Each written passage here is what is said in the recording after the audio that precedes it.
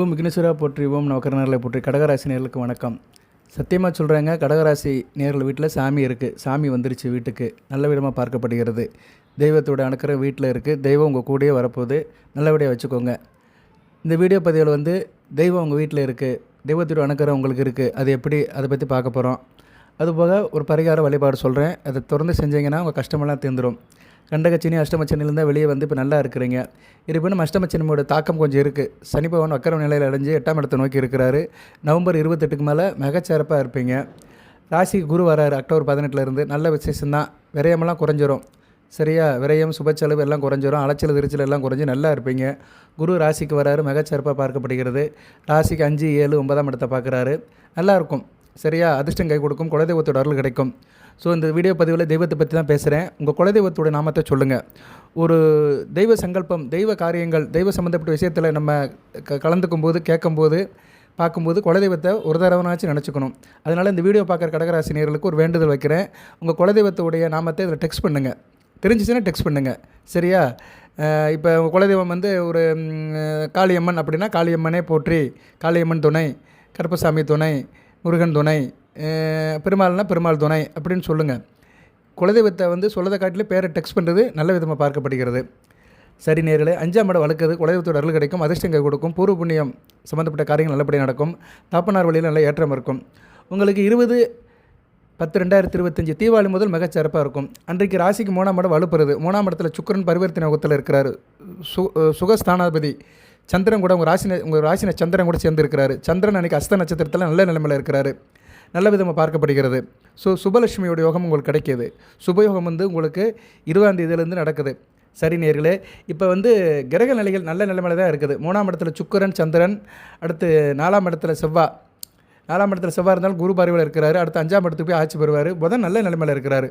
புதன் ராசிக்கு 4ஆம் இடத்துல அருமையான அமைப்பில் இருக்கிறாரு. 10ஆம் இடத்தை பார்க்குறாரு. தொழில் காரியம் பண்ணுறவங்களுக்கு நல்லாயிருக்கும். சரியா நேரில் இந்த காலகட்டம் மிகச்சிறப்பாக இருக்குது. ராசிக்கு 9ஆம் இடத்துக்கு சனி பகவான் சுக்கிர குரு பார்வைக்கு வரப்போகிறார் அடுத்து. ஸோ மிகச்சிறப்பாக இருக்கும். சரியா? 9ஆம் இடத்துல சனி இருக்குது. அப்பா வழிக்கு ஆகாது, அப்பனுக்கு ஆகாது, அப்பா வழி உறவுமுறைக்கு ஆகாது. அது மாதிரி உங்கள் பேரு புகழ், உங்களோட அந்தஸ்து, கௌரவம், இதில் சில பிரச்சனைகள் இருந்தது, இழுக்கு இருந்தது, அவதூறு இருந்தது. இனிமேல் இந்த அவதூறுலாம் சரியாக பெறும். வெகுஜன தொடர்பு நல்லாயிருக்கும். மக்கள் நல பணியில் நல்ல காரியம் செலுத்துவீங்க. நல்லாயிருக்கும். புகழ் அந்தஸ்து பேரும் புகழும் அடையிற நாள் வந்துருச்சு. நல்ல விதமாக பார்க்கப்படுகிறது. குரு ராசிக்கு அக்டோபர் 18க்கு வந்துட்டாலே அனைத்தும் மாறிடும். சரியா? குருவும் சுக்கிரனும் அடுத்தடுத்து நல்ல பலன்களை கொடுக்குறாங்க. மிகச்சிறப்பாக பார்க்கப்படுகிறது. சூரியனும் 4ஆம் இடத்துக்கு போகிறாரு. ராசிக்கு 2 கூடியவன், தன குடும்ப வாக்குஸ்தானாபதி. உங்களுக்கு கையில் காசு பணத்தை கொடுக்குற சூரியனும் ராசிக்கு 4ஆம் இடத்துல பரிவர்த்தனை யோகத்தில் நீசபங்கம் அடைகிறது. நல்ல அமைப்பு தான். பரிவர்த்தனை அடைஞ்ச புதன் சுக்கிரன் கூட சேர்ந்து ஒரு நீசபங்கம் அடைவார். மிகச்சிறப்பாக பார்க்கப்படுகிறது. ஸோ 10ஆம் இடம் வலுக்குது. லட்சுமி நாராயண யோகம் 10ஆம் இடத்துல இருக்கிறதுனால மிகச்சிறப்பாக பார்க்கப்படுகிறது. லட்சுமி நாராயண யோகம், சுக்கிரன் புதன் பரிவர்த்தனை, லட்சுமி நாராயண யோகம், சூரியன் புதன் 4ஆம் இடத்துல சூரிய நாராயண யோகம். ஸோ ஒரு கல்லில் 2 மாங்காய் 3 மாங்காய் அடிக்கிறீங்க. சரியா? அருமையாக இருக்குது. 3 4ஆம் இடம் வளர்க்குறதுனால குடும்பத்தில் செய்கிற காரியத்தில் நல்ல ஒரு உத்வேகமாக சிறப்பாக இருப்பீங்க. நல்லாவும் பார்க்கப்படுகிறது. இல்லத்தில் இறைவனோட அனுக்கிரம் இருக்கும். சாமி நிச்சயமாக உங்கள் வீட்டுக்கு வந்துருச்சு. சிறப்பாக பார்க்கப்படுகிறது. 4ஆம் இடம் மனஸ்தானம். மனஸ்தானத்தில் குடும்பஸ்தானத்தில் புதனும் சூரியனும் சேர்றது நல்ல அமைப்பு தான். சிறப்பாக இருக்குது. 4 கூடையவனும் பரிவர்த்தனை யோகம். ஸோ தெய்வம் நிச்சயமாக வீட்டில் இருக்குது. 9ஆம் இடம் வலுப்புறது. அஷ்டலட்சுமி யோகமும் இருக்குது. சரி, இப்போ கடகராசியில் நீங்கள் கடகராசியில் பிறந்தாலும் ஒரு லக்கணத்தில் பிறந்திருப்பீங்க. ஜாதக கட்டம் தனியாக இருக்கும். சரியா? ஜாதக கட்டத்தில் புதன் குரு சுக்கிரன் சந்திரன் உங்கள் ராசியில் தான் இருப்பார். அவர் மாற்ற முடியாது. அவரை தவிர புதன் குரு சுக்கிரன் நல்ல நிலைமையில் இருந்ததுன்னா உங்களுக்கு தெய்வத்தோட அனுக்கிரம் இருக்கும். பேசிக்காகவே உங்கள் ஜாதக கட்டத்தில் நீங்கள் பார்த்தா தெரிஞ்சு போயிடும். சரியா? புதன் நல்ல நிலைமையில் இருக்கணும். புதன் ராசிக்கு ராசியில் இருக்கலாம். அடுத்து 2, 4, 5, 7, 9, 10 இந்த இடத்துல புதன் இருந்தாலும் நல்ல பலன்கள் கொடுப்பார் ராசிக்கு. அதுபோக சுக்கிரன் 3, 8 இருக்கக்கூடாது. மற்ற எந்த இடத்துல இருந்தாலும் நல்ல பலன்களை கொடுப்பார். குரு 6, 8, 12 மறையாமல் நல்ல பலன்களை கொடுப்பார் உங்களுக்கு. குரு பொதுவாக ராசிக்கு 2, 5, 7, 9, 11 இருந்தாலும் நல்ல பலன்களை கொடுப்பார்.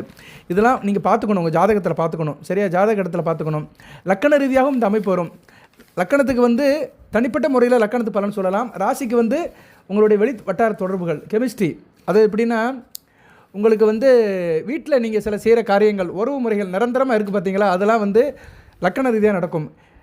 நீங்கள் பார்க்குற வேலை, தொழில் சம்மந்தப்பட்ட ஆட்கள், நண்பர்கள், இதெல்லாம் ராசி ரீதியாக நடக்கும். நீங்கள் திடீர்னு 2 வருஷம் இடத்துல வேலை பார்ப்பீங்க. அப்புறம் அந்த இடத்த மாற்றி இன்னொரு இடத்துக்கு வேலைக்கு போவீங்க. சரி, தொழிலை மாற்றுவீங்க. இதெல்லாம் ராசியில் நடக்கிறது தான். நிரந்தரம் அற்ற சில காரியங்கள் வாழ்க்கையில் இருக்கும். அது எப்படின்னா தற்காலிகமாக சில காரியங்கள் நடக்கும். தற்காலிகமாக சில காரியங்கள் நிரந்தரமாக நடந்துக்கிட்டே இருக்கும். சில பேர் வந்து எப்படின்னா மாற்றிக்கிட்டே இருப்பாங்க. சரியா? இப்போ இன்றைக்கி அரசியல் நடக்கிறது அப்படி தான். வெகுஜன தொடர்பில் இருந்தாலே நமக்கு வந்து மாற்றம் இருந்துக்கிட்டு தான் இருக்கும். ஏன்னா மாற்றம் ஒன்று தான், மாறாத ஒன்று. ஸோ அந்த மாற்றத்துக்கு உட்பட்டு தான் ராசி. ராசிங்கிறது என்ன? 12 ராசி. இன்றைக்கி உள்ள ஜனத்தொகை, இன்றைக்கி தமிழ்நாட்டில் 8 கோடி பேர் இருக்கிறாங்கன்னா 8 கோடி பேருக்குமே 12 ராசியில் ஏதோ ஒரு ராசியில் பிறந்திருப்பாங்க. ஒவ்வொருத்தருக்கும் ஒரு கெமிஸ்ட்ரி இருக்கும். சரியா? இப்போ நீங்கள் வந்து கடகராசியில் பிறந்திருக்கிறீங்க. கடகராசியில் பிறந்தவங்க வந்து சிம்ம ராசியை பார்க்குறீங்கன்னு வச்சுக்கோங்களேன். சிம்ம ராசிக்காரன் கடகராசிக்காரன் இருந்தாங்கன்னா சிம்ம ராசிக்காரனுக்கு கடகராசிக்காரனான செலவு வரும். ஆனால் கடகராசிக்காரனுக்கு சிம்ம ராசிக்காரனா ஆதாயம் இருக்கும். ஒரு சின்ன உதாரணத்துக்கு சொல்கிறேன். சரியா? அதேமாதிரி கடகராசிக்காரனும் கன்னிராசிக்காரனும் சேர்ந்துருக்காங்க அப்படின்னா கடகராசிக்காரன் வந்து கன்னிராசிக்காரனால் வந்து காரியம் சம்பாதிச்சுக்குருவான். சரியா? அவங்க கூட சேர்ந்தாங்கன்னா அவன் காரியம் நல்லபடியாக இருக்கும். 2 பேரும் சேர்ந்தாங்கன்னா ஒரு காரியம் வந்து ஸ்டார்டிங் டேபிள் இல்லாமல் ஆரம்பத்தில் விட்டு கொடுக்கும். அதே மாதிரி கன்னிராசிக்காரன் வந்து கடகராசிக்காரன் கூட சேர்ந்து லாபம் சம்பாதிப்பான். சரி, அவனை வச்சு லாபம் சம்பாதிப்பான். ஸோ கன்னிராசிக்காரங்கள் கடகராசிக்காரங்களில் வேலைக்கு போட்டிருந்தாங்கன்னு வச்சுக்கோங்களேன், அந்த வேலை வந்து நல்லாயிருக்கும். இப்போ நீங்கள் வந்து கன்னிராசிக்காரங்கிட்ட போய் வேலைக்கு போகிறீங்க, உங்கள் முதலாளி கன்னிராசினா உங்களால் அவருக்கு லாபம் இருக்கும். இப்படி ஒவ்வொரு ராசிக்கும் ஒவ்வொரு கெமிஸ்ட்ரி ஒர்க் அவுட் ஆகும். இது தனியாக ஒரு நான் வீடியோ போடுறேன். கடகராசி எந்தெந்த ராசி கூட சேர்ந்தால் எந்தெந்த விதமான பலன்கள் கிடைக்கும், தொழில், வியாபாரம், உத்தியோகம், தனிப்பட்ட வாழ்க்கை, பழக்க வழக்கம், நட்பு, மற்ற காரியத்தில் எப்படி வரும்னு தனியாக ஒரு வீடியோ போடுறேன். நிறைய கண்டென்ட் என்கிட்ட இருக்குது. சரியா? நிறைய கண்டென்ட் இருக்குது. நிறைய ஜாதகம் பார்க்குறேன். உங்களுக்கு வந்து ஆதாரபூர்வமாக உதாரணமாக என்னால் சொல்ல முடியும். சரியா? வேத ஜோதிடத்தின் வாய்ப்பாடுபடி சொல்ல முடியும். அனுபவ ரீதியாகவும் சில ஜோதிடத்தில் நம்ம சொல்லலாம். ஏன்னா அனுபவ ஜோதிடம் தான் ரொம்ப முக்கியம். ப்ராக்டிக்கலாக சக்ஸஸ் ஆகுமா, ப்ராக்டிக்கலாக பார்த்து சொல்கிறது தான் ஒரு ஜோதிடரோட கடமை. நிகழ்காலத்தில் நின்றுக்கிட்டு எதிர்காலத்தை கழிக்கணும். ஓகே நேயர்களே, இப்போ உங்கள் ஜனன ஜாதகத்தில் புதன், சுக்கிரன், குரு நல்ல நிலைமையில் இருந்தாங்கன்னா நல்ல பலன்கள். உங்களுடைய தெய்வம் உங்களுக்கு வீட்டில் இருக்குன்னு அர்த்தம், உங்கள் கூட இருக்குன்னு அர்த்தம். புதன் பெருமாளுடைய அம்சம், சுக்கிரன் மகாலட்சுமியோட அம்சம், குரு சிவனுடைய அம்சம். ஸோ இந்த 3 பேர் நல்ல நன்மையில் இருந்தாங்கன்னா முக்கியமான கிரகங்களுடைய அனுக்கிரம் கிடச்சிடும். அதுபோக உங்கள் ராசிநாதன் சந்திரன் ராசியில் நல்லா இருக்கணும். அப்படி பார்க்கும்போது நீங்கள் வந்து நான் சொன்ன மாதத்தில் பிறந்தீங்கன்னா மிகச்சிறப்பாக இருக்கும். எந்த மாதத்தில் பிறக்கலாம் சார் அப்படின்னா ஐப்பசி, கார்த்திகை, மார்கழி, தை, மாசி, பங்குனி, சித்திரை, இந்த 6 மாதத்தில் பிறக்கிறவங்களுக்கு நல்லாயிருக்கும். சரியா? 3, 7 மாதம். எந்த மாதம்? ஐப்பசி, கார்த்திகை, மார்கழி, தை, மாசி, பங்குனி, சித்திரை. சரியா? இந்த 7 மாதத்தில் பிறக்கிறவங்களுக்கு சந்திரன் நல்ல நிலைமையில் இருப்பார். இவங்க நல்லா இருப்பாங்க கடகராசியில். மற்றவங்களை காட்டிலும் கொஞ்சம் நல்லா இருப்பாங்க. சரியா? இப்போ நீங்கள் வந்து மாசி மாதம் பிறந்திருக்கீங்க வச்சுக்கோங்களேன். மாசி மாதம் இல்லை, தை மாதம் பிறந்திருக்கிறீங்க. தை மாதம் நீங்கள் பிறந்திருக்கீங்க. ஆனால் தை மாதம் பிறந்தவர்களுக்கும் கடகராசியில் ஆணி மாதம் பிறந்தவங்களுக்கும் வித்தியாசம் நிறையா இருக்கும். 2 பேரும் ஒரே ராசியாக தான் இருப்பீங்க. கடகராசி தான், பூச நட்சத்திரம் தான். ஒருத்தர் ஆணி மாதம் பிறந்திருப்பார், ஒருத்தர் தை மாதம் பிறந்திருப்பார். ஆனால் தை மாதம் பிறந்தவர் நல்லா இருப்பார். நீங்கள் வேணால் செக் பண்ணி பார்த்துக்கலாம். சரியா? இப்போ நீங்கள் ஒரே ராசிக்காரனை பார்க்க போகிறீங்க, உங்கள் ராசியிலே நிறைய பேர் சந்திப்பீங்க. கேளுங்க, நீ எந்த மாதத்தில் பிறந்திருக்கேன்னு. அவங்க வந்து நான் சொன்ன மாதத்தில் பிறந்திருந்தாங்கன்னா நல்லா இருப்பாங்க. அது என்ன மாதம்னு மறுபடியும் ஒரு தடவை சொல்கிறேன். ஐப்பசி, கார்த்திகை, மார்கழி, தை, மாசி, பங்குனி, சித்திரை, இந்த மாதத்துக்குள்ளே பிறந்தவங்க வந்து மிகச்சிறப்பாக இருப்பாங்க. சரியா? அதுலேயும் வந்து மார்கழி, தை, மாசி, இந்த 3 மாதத்தில் பிறந்தவங்க மிகச்சிறப்பாக இருப்பாங்க. சரியா? மார்கழி, தை, மாசி, இந்த 3 மாதத்தில் பிறந்தவர்கள் நல்லா இருப்பாங்க. இந்த வீடியோ கேட்குற நேயர்கள் யாரோ இந்த 3 மாதத்தில் பிறந்திருப்பீங்க, நல்லா இருப்பீங்க. ஓரளவு நல்லா இருப்பீங்க. தாய் தகப்பன் ஆதரவோட வாழ்க்கையில் ஓரளவு தேவையானதெல்லாம் பெற்று சிறப்பாக இருப்பீங்க. ரைட்டு. இந்த மாதத்தில் பிறந்தவங்களுக்கு சந்திரன் நல்ல நிலைமையில் இருக்கிறாரு. சந்திரனோட அனுக்கிரம் இருக்குது. அன்னை ஆதிபராசக்தியோட அருள் இருக்குதுன்னு அர்த்தம். குரு நல்லா இருந்தார்னா சிவனுடைய அருள் இருக்குது, சிவகலை இருக்குது, சிவனுடைய யோகம் உங்களுக்கு இருக்குது. புதன் நல்லா இருந்தார்னா பெருமாளுடைய நாமம் இருக்குது, பெருமாள் உங்கள் வீட்டில் நல்லா இருக்காருன்னு அர்த்தம். சுக்கிரன் நல்லா இருந்தார்னா மகாலட்சுமி இருக்கிறா, வாழ்நாள் முழுக்க யோகம் கொடுப்பா. ஒரு ஜாதகத்தில் வந்து சுக்கிரன் வலுத்துறணுங்க. சுக்கிரன் நல்ல நிலைமையில் இருந்தார்னா வாழ்நாள் முழுக்க சொகுசாக வாழ்ந்துட்டு போயிடுவாங்க. எந்த கஷ்டமும் இருக்காது. எதை வந்தாலும் டேக்கி சீட்டி பாசின்னு போயிடுவாங்க. சரியா? சுக்கிரன் உங்கள் ராசிக்கு வந்து 4, 11 குடையவன், சுகஸ்தானாபதி, லாபஸ்தானாபதி, அருமையான 2 ஆதிபத்தியத்துக்கு சொந்தக்காரன். ஸோ சுபலட்சுமி படத்தை வச்சு நீங்கள் கும்பிடணும். கடகராசியில் வந்து சுபலட்சுமி படத்தை வச்சு கும்பிட்டிங்கன்னா துக்கமெல்லாம் இருக்காது, சுபம் இருக்கும். சுபலட்சுமி படத்தை இந்த வீடியோவில் நான் என்க்ளோஸ் பண்ணுறேன். வேணுங்கிறவங்க என்கிட்ட கேட்டுக்கோங்க. 8807457629. வீடியோ பொறுமையாக கேளுங்க. நிறைய தகவல் பின்னாடி சொல்கிறேன் நான். உங்கள் வீட்டை தெய்வம் இருக்குது, உங்கள் கூட தெய்வம் இருக்குன்னா என்னென்ன அறிகுறிகள் தெரியும், நீங்கள் எதெல்லாம் ஃபீல் பண்ணுவீங்கன்னு சொல்ல போகிறேன். ஸோ 88074576க்கு ஃபோன் பண்ணிங்கன்னா உங்களுக்கு வந்து நான் சுபலட்சுமி படத்தை அனுப்பிவிடுவேன். அந்த படத்தை ஃப்ரேம் பண்ணி பிரிண்ட் அவுட் எடுத்து ஃப்ரேம் பண்ணி வீட்டில் வச்சு கும்பிடுங்க. அது எப்போ கும்பிடணும், என்னை கும்பிடணும், எந்த நிலையில் கும்பிடணும்னு அடுத்து வீடியோவில் சொல்லுவேன். அடுத்து வந்து 2ஆம் இடத்துல கேது இருக்கிறாரு. 2ல் கேது இருக்கக்கூடாது. அடுத்து ராசிக்கு வருவார். ஸோ இன்னும் அடுத்து இன்னும் 3 வருஷம் அடுத்து 12ஆம் இடத்துக்கு போயிடுவார். ஸோ இன்னும் அடுத்து ஒரு 4 1/2 5 வருஷத்துக்கு கேது நல்ல நிலைமையில் கொடுக்க மாட்டார். அவர் உங்கள் ராசிக்கு வந்து 11ஆம் இடத்துக்கு போனோம். கிட்டத்தட்ட இன்னும் 4 இருக்குது. 4 1/2 வருஷத்துக்கு கேதுவோட நல்ல நன்மை கிடையாது. ஸோ விநாயகர் படத்தை வாங்கி வச்சுக்கோங்க. வித்யா கணபதி கடகராசிக்கு உள்ள விநாயகர் வந்து வித்யா கணபதி, அவர் படத்தையும் என்க்ளோஸ் பண்ணுறேன். வித்யா கணபதி படம் வாங்குறவங்களும் வாங்கி வச்சுக்கோங்க. ஸோ உங்களுக்கு வந்து இந்த வீடியோவில் மூலியமாக ரெண்டு தெய்வத்தோட படத்தை உங்களுக்கு கொடுப்பேன். சாஃப்ட் காப்பி ஃப்ரீயாகவே கொடுப்பேன். வித்யா கணபதி, சுபலட்சுமி. விருப்பப்படுறவங்க என்கிட்ட கேட்டு வாங்கிக்கலாம். பிரிண்ட் அவுட் எடுத்து வீட்டில் வச்சு கும்பிடுங்க. ரைட் சாமி, சப்ஜெக்ட்டுக்கு வந்துடுவோம். இப்போ வந்து சந்திரன் எந்தெந்த மாதத்தில் பிறந்தவங்களுக்கு நல்ல பலன்களை கொடுப்பாருன்னு சொல்லிட்டேன். இப்போ தெய்வம் உங்கள் வீட்டில் இருக்கா சார் அப்படின்னா ஒரு 16 17 அறிகுறிகள் இருக்குது, நிறைய இருக்குது. நான் அதை ஃபில்டர் பண்ணி சொல்லதை மட்டும் சொல்கிறேன்.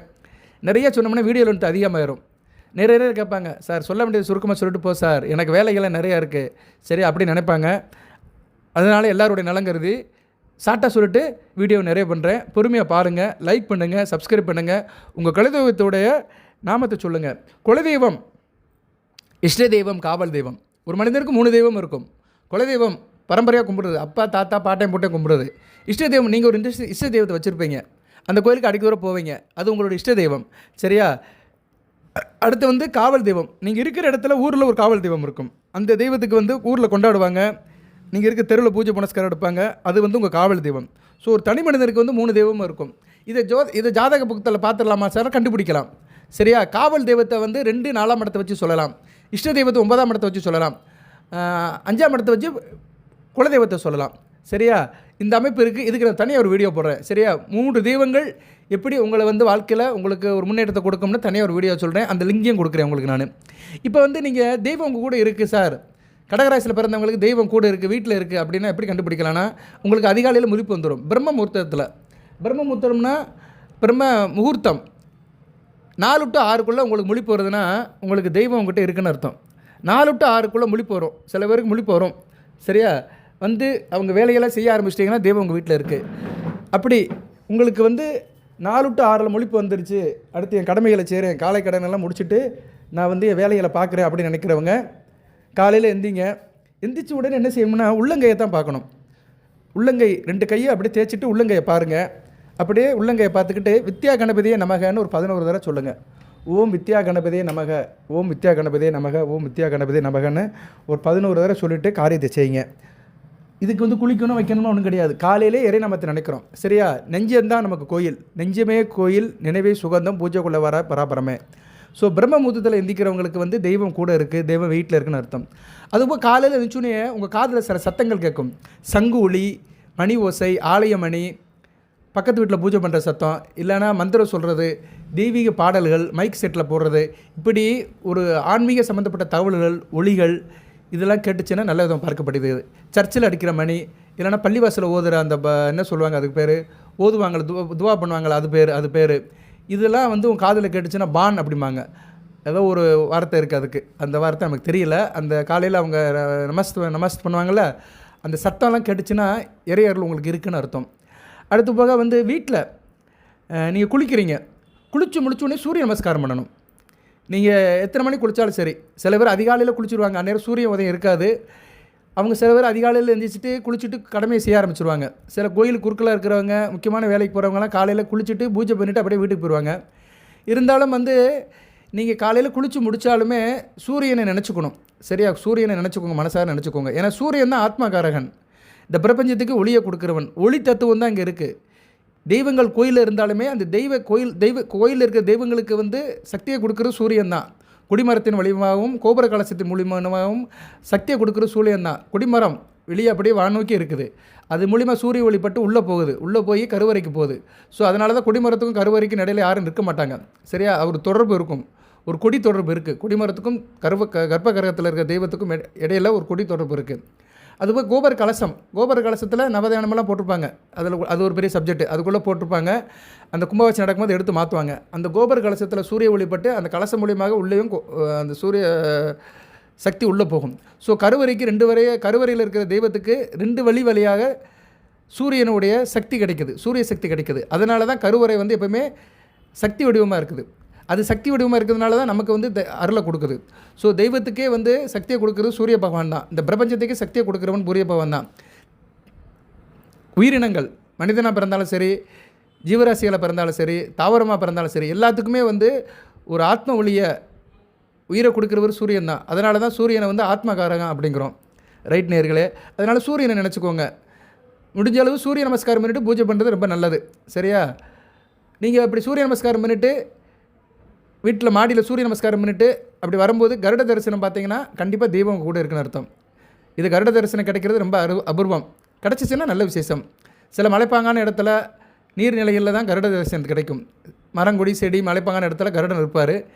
சில இடத்துல பார்க்க முடியாது, சிட்டிக்குள்ளெல்லாம் பார்க்க முடியாது. டீனர்லாம் கருடனெல்லாம் பார்க்க முடியாது. சரியா? டீனர் பஸ் ஸ்டாண்டை சுற்றிலாம் கருடை வர மாட்டார். சரியா? டீனர் பஸ் ஸ்டாண்டை சுற்றி பஸ்ஸு தான் வரும். அங்கிட்டு இங்கிட்டு 4 பக்கம் பாலம் கட்டியிருப்பாங்க. எல்லாம் பாலத்தில் தான் போயிட்டுருப்பாங்க. கீழே எவனும் நடக்க மாட்டாங்க. கீழே போகிறேன் வந்துட்டு இருப்பாங்க. சரியா? இன்றைக்கி எல்லாமே பாலம் ஆகிப்போச்சு. எதுக்கு சொல்ல வரேன்னா, கருடனெல்லாம் எல்லா இடத்துலையும் பார்க்க முடியாது. பட் கருடனை பார்த்தீங்கன்னா தெய்வம் கூட இருக்குன்னு அர்த்தம்.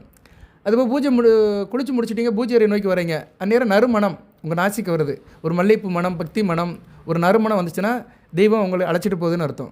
தெய்வம் உங்கள் கூட இருக்குன்னு அர்த்தம். நீ நல்லபடியாக இருக்கப்பா, என்னை வந்து நமஸ்காரம் பண்ணு அப்படின்னு தெய்வம் நம்மளை கூட்டு போகும். பூஜை அறை நோக்கி உங்களை அழைச்சிட்டு போகும். தெய்வம் நம்மளை கூடியதாங்க இருக்குது. நம்ம செய்கிற காரியத்தில் தான் தெய்வத்தோடைய வெறுப்பு இருக்குது. நம்ம காரியங்கள் தெய்வத்துக்கு பிடிக்கிற மாதிரி இருக்குன்னு வச்சுக்கோங்களேன், தெய்வம் நம்மளை விட்டு போகவே போகாது. தெய்வம் நம்மளை விட்டு போகவே போகாது, என்றைக்கும் போகாது. சரியா? அதுக்காக ஒரு மனிதன் வந்து ஆசையை திறந்து தான் வாழணும் கிடையாது. இல்லறத்திலேயே நல்லறம் காணலாம், தாம்பத்தியத்திலேயே நல்லறம் காணலாம். சில பேர் நினைப்பாங்க கோயில் சாமி சாமின்னு பொண்டாட்டியை கவனிக்க மாட்டாங்க, பிள்ளை குட்டியை கவனிக்க மாட்டாங்க. அப்படி இருக்கக்கூடாது. குடும்பத்தை கவனி, மனைவியை கவனி, பிள்ளை குட்டியை கவனி. இவங்களோட சந்தோஷமாக வளர்ந்துக்கிட்டு தெய்வத்தை கும்பிடு. அதை தான் தெய்வம் எதிர்பார்க்குது. சரியா நேர்களே? அதுக்காக தான் நம்மளை படைச்சிருக்குது. ஒரு ஆணாக படைச்சதுன்னா எதுக்கு, பெண்ணாக படைச்சதுன்னா எதுக்கு? ஒரு ஆண் பெண் படைச்சிட்டாங்கன்னா 2 பேரும் சந்தோஷமாக இருக்கணும்.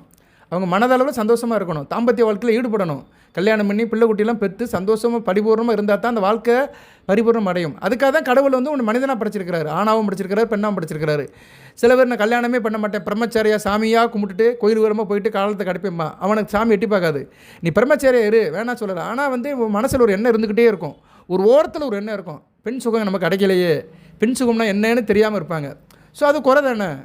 ஸோ குறைவுள்ள மனிதன் யாருமே கிடையாது, குறையில்லாத மனிதன் யாருமே கிடையாது. எல்லாத்துக்கும் ஒரு குறை இருக்கும். மனிதனாக பிறந்தால் யாராக இருந்தாலும் சரி, ஞானியாக இருந்தாலும் சரி, யோகியாக இருந்தாலும் சரி, யாராக இருந்தாலும் சரி, எத்தனையோ ஒரு சன்னியாசிகள் இருக்கிறாங்க, தவமுனிகள் இருக்கிறாங்க. எல்லார் மனசிலும் சில ஏக்கம் இருந்திருக்கும். அந்த ஏக்கம் ஒரு குறை தான். ஸோ பரிபூர்ண வாழ்க்கை வந்து வாழணும்னா தாம்பத்தியம் தான் முக்கியமான வாழ்க்கை. தாம்பத்தியத்திலிருந்து நீங்கள் துறவரம் பண்ணலாம். சரியா? தாம்பத்தியத்தில் வாழ்ந்துட்டு கடைசி காலத்தில் கோயில் வளத்துக்கு போய் சாமியார் போகிறது நல்ல விஷயமாக பார்க்கப்படுகிறது. ரைட்டு, நம்ம கொஞ்சம் ஸ்கிப்பாகி வெளியே வந்துட்டு நினைக்கிறேன். பூஜை முடிச்சுட்டு குளிச்சுட்டு பூஜை ரூமுக்கு போகும்போது நறுமணம் உணர்ந்தீங்கன்னா, உங்கள் நாசியில் உணர்ந்தீங்கன்னா தெய்வம் உங்கள் கூட இருக்குன்னு அர்த்தம். அதுபோக வந்து காலையில் பூஜை பண்ணுறீங்க, வீட்டில் பூஜை பண்ணும்போது வீட்டுக்கு வெளியே பசுமாடு வந்து நிற்குது, பசுமாடு வந்து சத்தம் போடுது, இல்லைனா நாய் வந்து செல்லாமல் குறைக்குது. இதெல்லாம் நடந்துச்சுன்னா உங்கள் வீட்டில் தெய்வம் இருக்குன்னு அர்த்தம். அதுபோக நீங்கள் பூஜை பண்ணிருக்க நேரத்தில் வீட்டில் யாசகர் வராங்க, ஒரு சன்னியாசியோ ஒரு பிச்சைக்காரரோ யாரோ வந்து இது கேட்குறாங்க, யாசகம் கேட்குறாங்க, அந்நேரம் வந்து கேட்குறாங்கன்னா அந்நேரம் வந்து தெய்வம் உங்கள் வீட்டில் இருக்குன்னு அர்த்தம். இந்த சங்கல்பம், இந்த சம்பவம் வந்து அடிக்கடி நடக்குது, வாரத்துக்கு 3 நாள் 4 நாள் நடக்குன்னா கண்டிப்பாக தெய்வம் உங்கள் வீட்டை நோக்கி வருகுதுன்ற அர்த்தம். சரி நேர்களே, அந்நேரம் நீங்கள் என்ன பண்ணுங்கன்னா, வீட்டில் இருக்கிறவங்களை வச்சு அவங்களுக்கு எதனாச்சும் கொடுக்க சொல்லுங்கள். காசோ பணமோ பொருளோ கொடுக்க சொல்லுங்கள். அதுபோல் காலையில் எந்திரிச்சிட்டிங்க, வீட்டில் செடி கொடி வளர்க்குறீங்கன்னா அதில் பூக்கள் நல்லா பூக்குன்னா தெய்வம் வீட்டில் இருக்குன்னு அர்த்தம். வீட்டில் எப்போயுமே செடி கொடியில் பூக்கள் நல்லா இருக்கணும். குறிப்பாக வீட்டில் வந்து குறிப்பிட்ட செடிகள் இருக்கணும். துளசி செடி இருக்கணும், ஓமவல்லி செடி இருக்கணும், மருதாணி செடி இருக்கணும், செம்பருத்தி செடி, இந்த 4 செடி இருக்கணும்.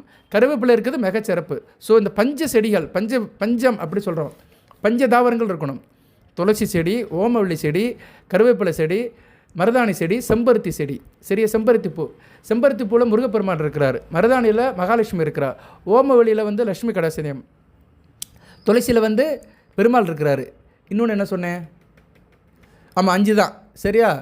ஓமவல்லி, கருவேப்பிலையில் வந்து யார் இருக்கா? கருவேப்பிலையில் வந்து அன்னை சக்தி இருக்கிறா. சரியா? கருவேப்பிலை அன்னபூரணி. சரி, அன்னபூரணி இருக்கிறதுனால கருவேப்பிலை ரொம்ப முக்கியம். ஸோ இந்த 5லுமே வந்து 5 விதமான சக்திகள் இருக்குது. அதுபோக நீங்கள் வந்து வேப்ப மரம் வளர்க்கலாம். வேப்ப மரம் வந்து சாட்சாத் அன்னை ஆதிபராசக்தி தான், வேப்பிலைக்காரி மாரியாத்தா தான். வேப்ப மரம் வைக்கிறது பெரிய விசேஷம். வேப்ப மரத்துக்கு பெரிய இடம் தேவைப்படும். சரியா? ஆனால் வாடகை வீட்டில் இருக்கிறவங்க இது மாதிரி சின்ன சின்ன செடிகளை வச்சுக்கலாம். ரைட் நேர்களே? ஸோ இந்த செடியில் வந்து பூ பூக்குறது வந்து செம்பருத்தி தான். செம்பருத்தி பூ பூத்துச்சுன்னா, நல்லா பூத்துச்சுன்னா அந்த வீட்டில் தெய்வம் இருக்குன்னு அர்த்தம்.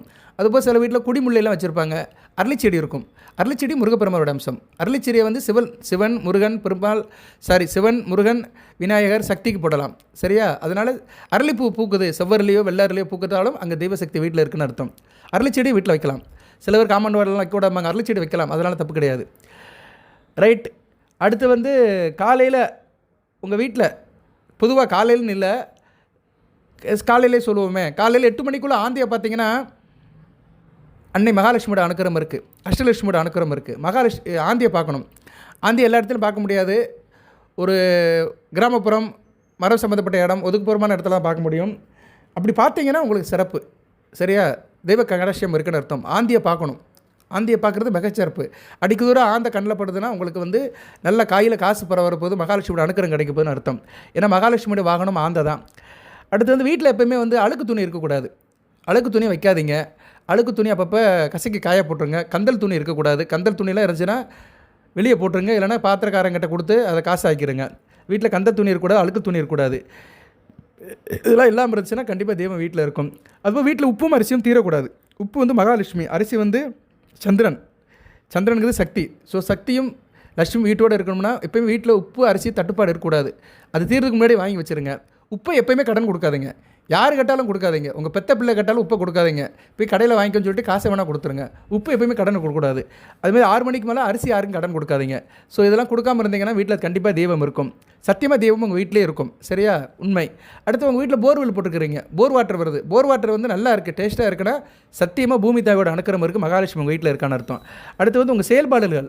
உங்கள் செயல்பாடு காலையில் எந்திரிச்சு முடிச்சிட்டிங்க, பூஜை புனஸ்காரம் முடிச்சுட்டு வெளியே கிளம்புறீங்க. வெளியே கிளம்பி சில காரியங்களில் ஈடுபடுறீங்க.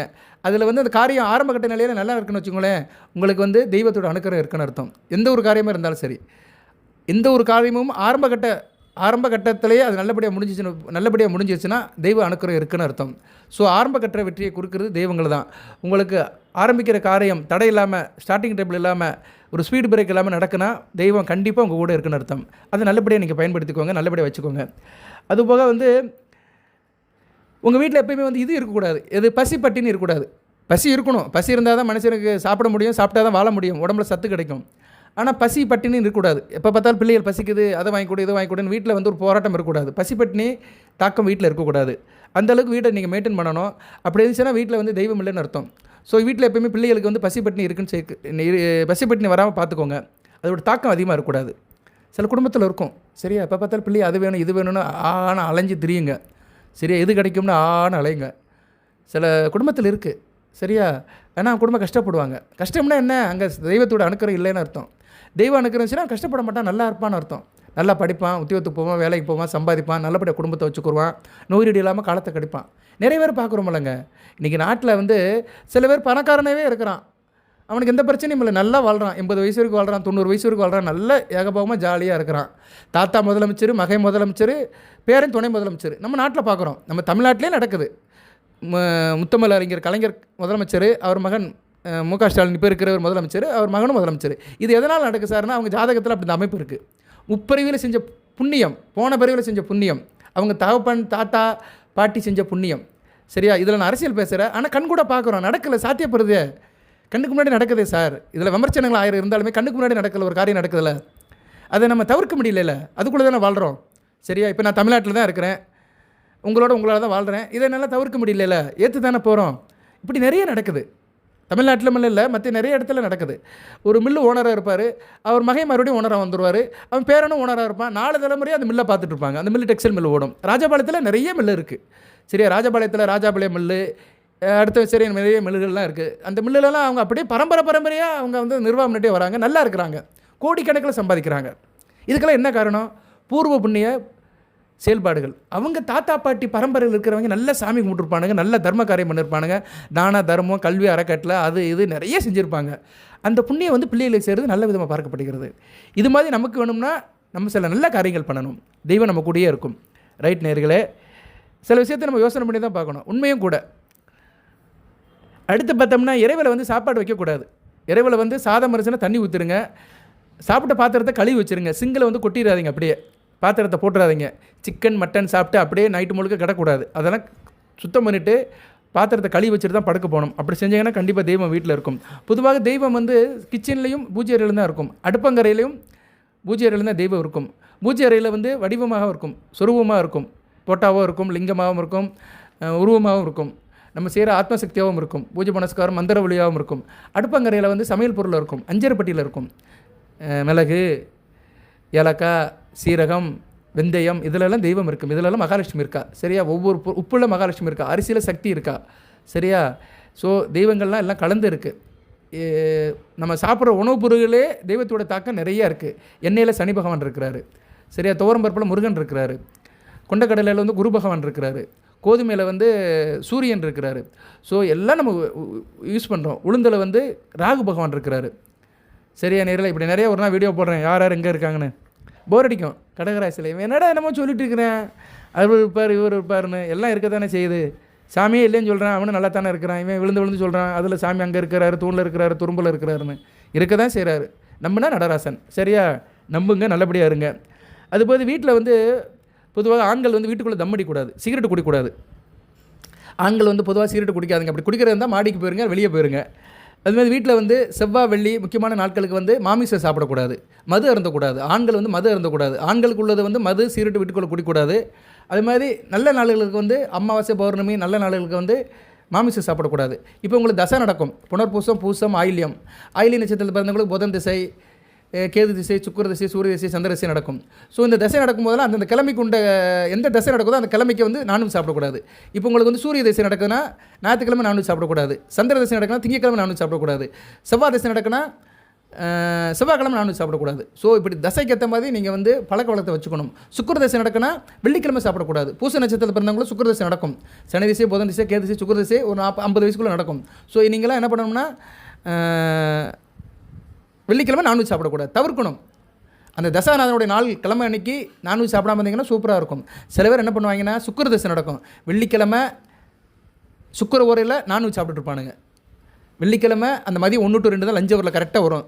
அன்னன்னைக்கு கிழமையில் உள்ள ஓரையில் கரெக்டாக அந்த 1 to 2 வரும். காலையில் 6 to 7, மதியம் 1 to 2, இரவு 8 to 9 வரும். கரெக்டாக அந்த 1 to 2 லஞ்ச ஊரில் தான் வரும். அந்நேரம் அவனுக்கு சுக்கிர திசை நடக்கும், வெள்ளிக்கிழமையாக இருக்கும். அந்த சுக்கிர ஓரையில் நான்வெஜ் சாப்பிடுவான், வெளுத்து வாங்குவான், 5 பொருள் போய் சாப்பிடுவான்.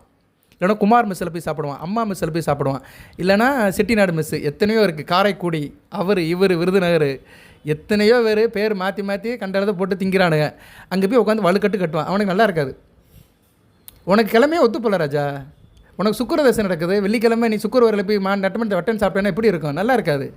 உடம்புக்கு ஒத்து போகாது, உள்ளத்துக்கு ஒத்து போகாது, ஊருக்கு ஒத்து போகாது, வீட்டுக்கு ஒத்து போகாது, உனக்கே ஒத்து போகாது. சரியா, ஓரை பார்த்து சாப்பிடுங்க, நாள் கிழமை பார்த்து நான்வெஜ் சாப்பிடுங்க. இப்படிலாம் சாப்பிட்டீங்கன்னா தெய்வம் இருக்கும், தெய்வ அனுக்கிறம், தெய்வ கடாட்சியம் கூட இருக்கும், தெய்வத்தோட அனுக்கிறம் வீட்டில் இருக்கும்.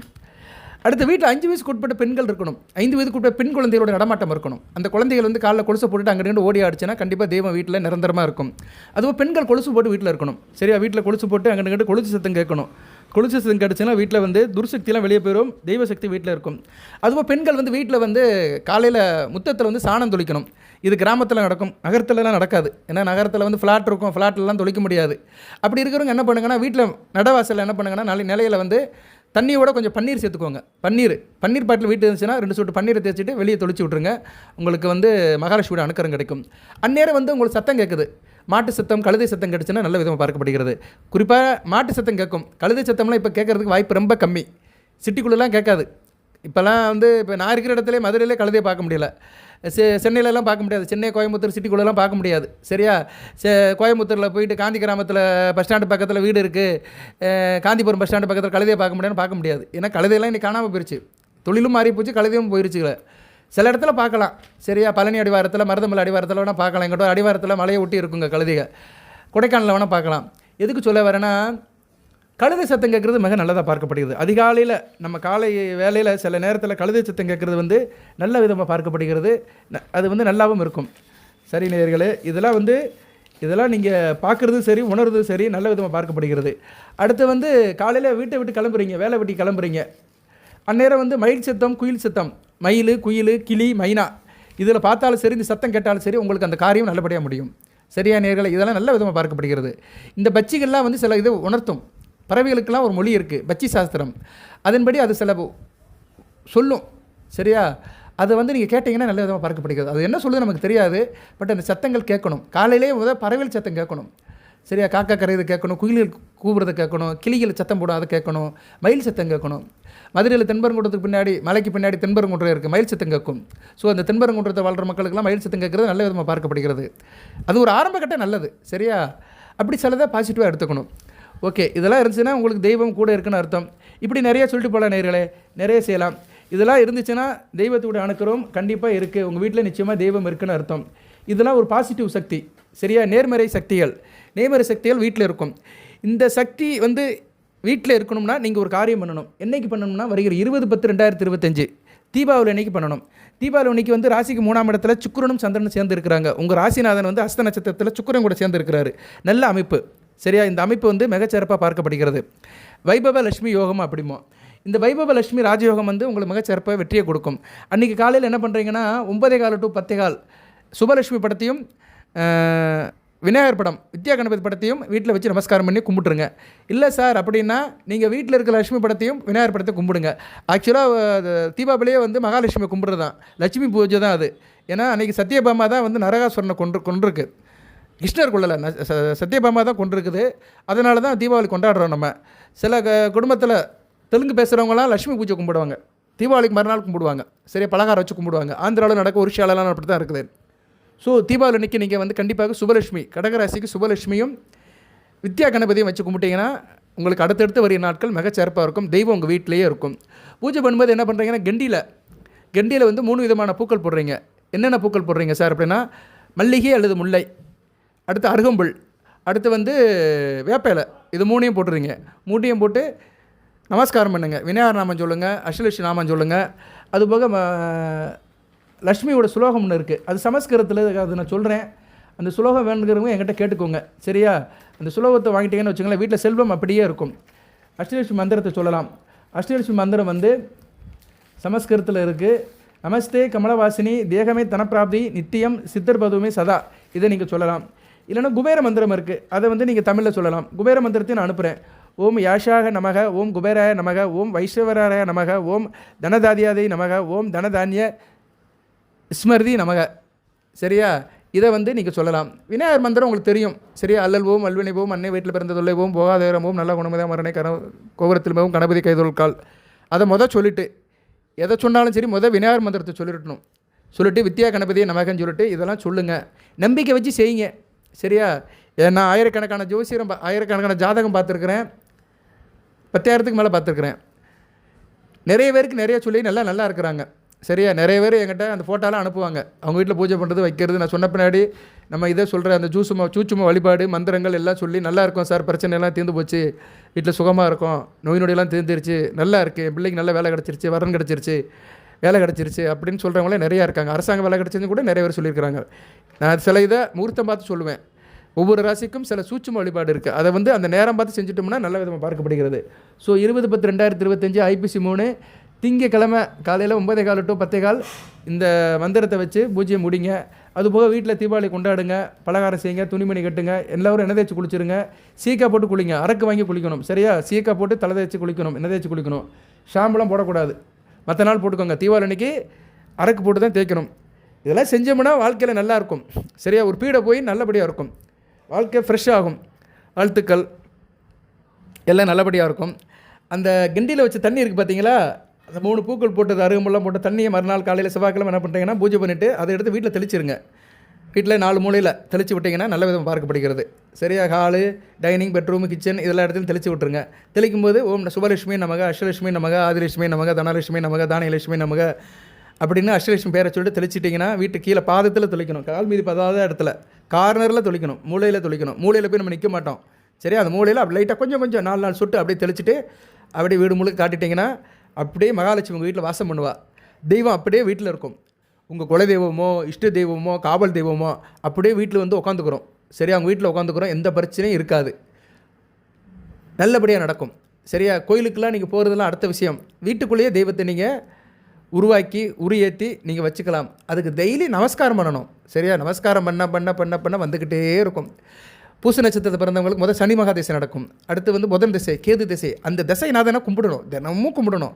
இப்போ உங்களுக்கு வந்து சுக்கிர திசை நடக்குன்னா டெய்லி மகாலட்சுமி மந்திரத்தை சொல்லணும். சரியா? மகாலட்சுமி மந்திரத்தை சொல்லணும். அதுக்கு உண்டான சில காரியங்களை செய்யணும். அதெல்லாம் நான் அடுத்தடுத்து சொல்கிறேன், ஒவ்வொரு திசைக்கு சொல்கிறேன் நான். சரியா? புனர்பூச நட்சத்திரத்தை பிறந்தவங்களுக்கு மத்தியமாக இதில் புதன் திசை நடக்கும். குரு திசை, சனி திசை, புதன் திசைனா பெருமாள் மந்திரத்தை சொல்லிட்டே இருக்கணும். பெருமாள் மந்திரத்தை உள்ளுக்குள்ளே சொல்லிட்டே இருக்கணும். ஹரே கிருஷ்ணா ஹரே கிருஷ்ணா கிருஷ்ண கிருஷ்ணா ஹரே ஹரே, ஹரே ராம ராம ராம ஹரே ஹரே சொல்லிட்டே இருக்கணும். ராம்னு சொல்லிட்டே இருக்கணும். புதன் திசை நடக்கிறவங்க ராம சொல்லணும். ராம் அப்படிங்கணும். ராம் என்ற வார்த்தை 2 எழுத்து. ராம மந்திரத்துக்கு எதிர் மந்திரம் கிடையாது. ராம மந்திரத்தை சொல்லிகிட்டே இருக்கணும். ஓம் கோசல ராமா போட்டி, தசர ராமா போட்டி, கையே ராமா போட்டி, சீதா ராமா போட்டி, ஜானகி ராமா போட்டி, அனந்த ராமா போட்டி, சுந்தராமா போட்டி, ஸ்ரீராமா போட்டி, ராஜா ராமா போட்டி, ரகுராமா போட்டி, பலராமா போட்டி, பரசுராமா போட்டி, பட்டாய ராமா போட்டி, கோதன் ராமா போட்டி, ஸ்ரீராமா போட்டி, ஸ்ரீராம ஜெயம், ஸ்ரீராம ஜெயம், ஸ்ரீராம ஜெயம். புதன் திசை வந்து புனர்பூச நட்சத்திரத்தில் பிறந்தவங்களுக்கு 4ஆம் பாதத்தில் பிறந்தவங்களுக்கு 17 வருஷம் நடக்கும். பூச நட்சத்திரத்தில் கொஞ்சம் வயசுலேயே முடிஞ்சு போயிடும். சரியா? பூச திசை பிறந்தவங்களுக்கு சுக்கர திசை சூரிய திசை தான் அடுத்தடுத்து நடக்கும். சரியா? வயசானவங்களுக்குலாம் வந்து செவ்வாய் திசை நடக்கும், சந்திர திசை செவ்வாய் திசை நடக்கும். சந்திர திசை நடக்கனா சக்தியை கும்பிடணும். ஆதிபராசக்தி அன்னை நாமத்தை சொல்லிட்டே இருக்கணும். ஓம் ஆதிபராசக்தியை போற்றி, சரியா, சக்தியை போற்றி, தேவிஸ்ரீ கர்மாரியம்மனை போற்றி, சந்தன மாதிரி, முத்து மாதிரி, இருக்குங்கூட மாதிரி, வாழ வந்த மாதிரி, சமயபுரத்து மாதிரி, எழுந்த மணி, அப்படி இப்படி சொல்லணும். அந்த சக்தி நாமத்தை சொல்லிகிட்டே இருக்கணும். அம்மா நாமத்தை சொல்லணும். செவ்வாய் தசை நடக்கணும், முருகனுடைய நாமத்தை சொல்லணும். கந்தா போட்டி, கார்த்திகா போட்டி, கடம்பா போட்டி, இடும்பா போட்டி, இணை வேளா போட்டி, தனி வேளா போட்டி, குமரா வேளா போட்டி, கந்திச கவசம் படிக்கணும் செவ்வாய்க்கிழமை தோறும்.